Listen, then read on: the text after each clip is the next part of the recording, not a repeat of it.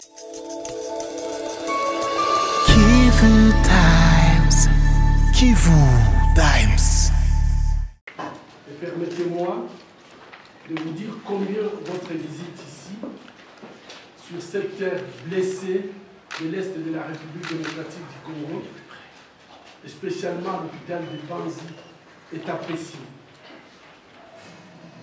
Au-delà du recueil rigoureux des informations qui est un de vos fondements de votre discipline, votre présence est regardée avec beaucoup d'intérêt par notre population.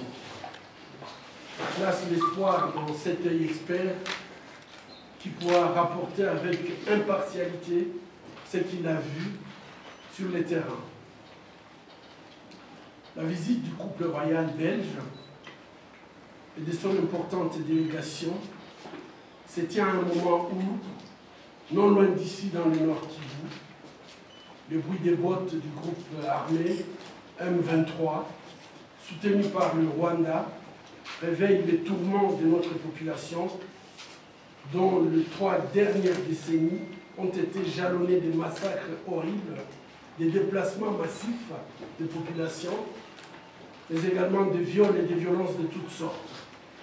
Vous connaissez les tragédies de cette région qui ont été finement répertoriées dans les rapports mapping des Nations Unies. Tout au long de notre calvaire, notre population a survécu grâce à sa force de résilience, mais également grâce à la solidarité des pays et des peuples amis. Parmi eux figurent à une place importante le Royaume de Belgique et le peuple belge. C'est dans la continuité de cette solidarité, dans les perspectives de renforcement de nos relations bilatérales, que s'inscrit cette visite royale en République démocratique du Congo et à Panzi en particulier. Nous avions eu quelques coopérations avec la Belgique au niveau de l'hôpital, spécialement l'installation de notre unité de production d'oxygène, sans laquelle l'hôpital aurait beaucoup de difficultés pour travailler. Aujourd'hui encore, nous sollicitons au ministère de la Coopération un soutien pour accompagner les victimes de violences sexuelles dans le cadre de la coopération Sud-Sud, Nord-Sud. Si la Belgique nous appuie, ça peut nous permettre d'aller de l'avant pour la prise en charge de victimes de violences sexuelles qui ne cessent d'affluer à l'hôpital. Nous sommes reconnaissants envers Madame la ministre Kittir pour l'attention qu'elle porte en faveur des différents projets qui concernent les victimes de violences sexuelles. Il s'est déjà rendu ici une fois. Aujourd'hui, ça sera la seconde fois. Et ça témoigne tout l'intérêt qu'elle porte à cette thématique. Cette visite royale est aussi un acte d'un courage exceptionnel. Je crois qu'il faut pouvoir le souligner. Et la nécessité de la détermination de la part du couple royal, des ministres et de vous tous, membres de sa délégation.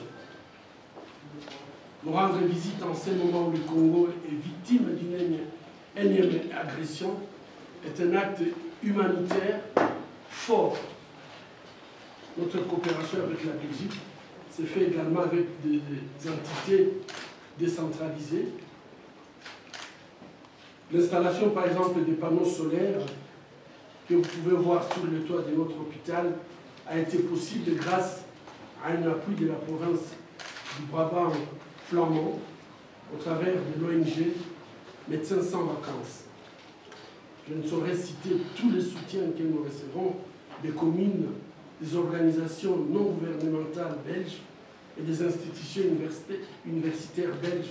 Elles sont nombreuses et nous leur sommes très reconnaissants.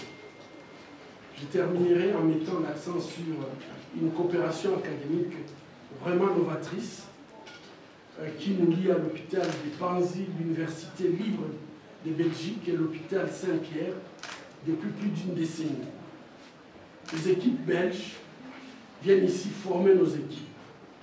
notre personnel va en Belgique pour suivre des formations. Ce sont des échanges que nous trouvons très importants dans le renforcement des capacités de nos médecins.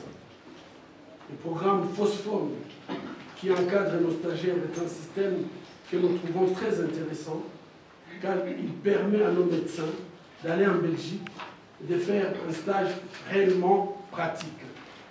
C'est un système que nous encourageons pour le futur. Nous sommes très heureux de constater que tous nos médecins qui partent en Phosphone reviennent tous à Panzi, satisfaits et font leur travail de façon exceptionnelle. C'est un exemple car le retour de nos cerveaux est indispensable pour le développement de notre pays.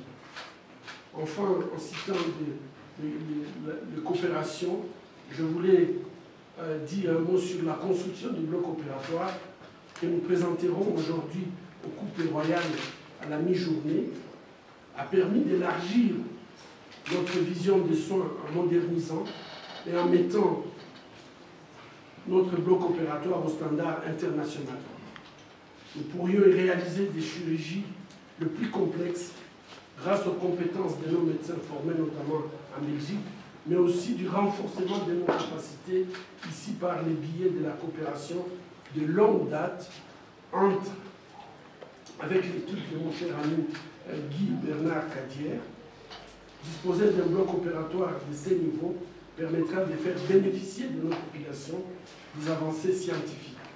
De plus, il diminuera le fardeau de voyage vers l'Europe, l'Inde, l'Afrique du Sud, les Kenya ou d'autres pays pour bénéficier des soins qui sont considérés comme complexes et qui ne pourraient pas s'offrir à Bukavu.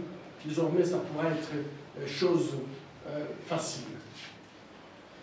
Je vous remercie pour votre écoute et me tiens maintenant à votre disposition pour répondre à vos questions. Merci. Bon, je crois que nous sommes dans une situation qui est très spéciale. Et là, je crois que le futur ne peut se construire qu'en connaissant le passé. Donc, on ne peut en aucun cas négliger notre passé. Mais aujourd'hui, je me place beaucoup plus dans un contexte d'un médecin. Vous avez dit des blessures du passé. Et là, nous avons des blessures présentes qui sont en train de saigner gravement pendant 3 décennies, qu'il y a des massacres, des viols, 5 millions de notre population est déplacée. Pour moi, aujourd'hui, je crois que si je me place comme un chirurgien, je dois d'abord arrêter l'hémorragie. Parce que si je commence à réparer les cicatrices, donc faire la chirurgie esthétique, mon malade va décéder avant que je puisse terminer. Donc pour moi, c'est très très important aujourd'hui que le monde regarde ce qui est en train de se passer au Congo. L'histoire du Congo a plus de 100 ans de la violence. Je pense qu'aujourd'hui, la violence que nous subissons, c'est une hémorragie grave qu'il faut arrêter. On ne traite pas une cicatrice de la même façon qu'une hémorragie. Si vous traitez la cicatrice avant l'hémorragie, le malade meurt avant même que vous arrivez à traiter la cicatrice. La Belgique, nous avons une histoire commune, qu'on le veuille ou pas, c'est notre histoire. La Belgique a une expertise sur le Congo. L'expertise de la Belgique est indéniable. Aujourd'hui, nous savons qu'il y a certains pierres de notre pays qui vont même aller récupérer certaines cartes en Belgique pour essayer de venir nous exploiter frauduleusement. Donc, la Belgique a une expertise, et je crois que cette histoire commune, le fait qu'il y a une expertise, donne aussi à la Belgique une certaine responsabilité par rapport au Congo. Et à mon avis, ce qui est en train de se passer entre donc la violence qui est dans cette région, la Belgique peut jouer un rôle très important. D'abord, la pression du Rwanda à travers le M23, ce n'est pas une nouvelle chose. On ne peut pas dire qu'on ne sait pas que c'est le Rwanda qui soutient le M23. les M23, ce n'est pas un mouvement spontané. En 2012, quand ils ont attaqué pour la première fois, monsieur le président des États-Unis, Obama, il avait appelé en public devant un journaliste le président rwandais pour lui demander d'arrêter. Et une semaine après, ce mouvement s'est replié au Rwanda. Et donc, cet appel téléphonique nous a donné la paix pendant 10 ans. C'était un appel téléphonique. Je peux vous donner les documents. 10 ans. Et donc, si le mouvement a repris, 10 ans après, il a repris de quelque part. Donc, je crois qu'on ne peut plus continuer à faire la spéculation qui agresse qui. L'agression est claire, il faut la nommer. Et la Belgique peut le faire.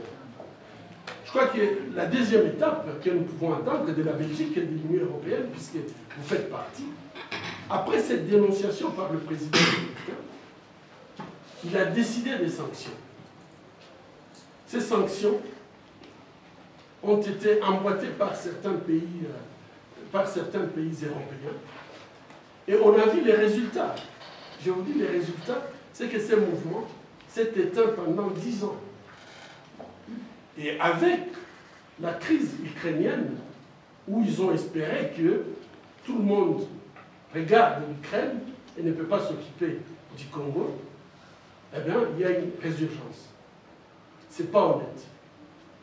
Et la dernière chose, je crois que la souffrance du peuple congolais est une souffrance qui est équivalente à la souffrance de tout le monde. C'est un peuple qui peut souffrir de la même façon que tous les autres peuples.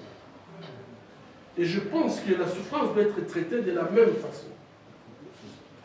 Aujourd'hui, je trouve que ça pourrait apparaître scandaleux. Je ne pense pas que le monde va continuer à se taire. Quand on voit la réaction du monde par rapport à l'agression de l'Ukraine, toutes les sanctions qui ont suivi, des milliards de dollars qui sont versés dans cette guerre, on ne peut pas continuer à fermer les yeux sur des millions de morts au Congo et continuer à considérer que nous vivons sur la même planète. C'est pratiquement impossible. L'agression du Congo aujourd'hui, moi je ne vois pas de différence avec l'agression de l'Ukraine. En Ukraine, on a descendu des avions civils. Ça s'est passé ici. En Ukraine et la Biélorussie, ils ont détourné des avions où il y avait des opposants. Avec ce détournement d'avions d'opposants, ça a créé une avalanche des sanctions contre la Biélorussie.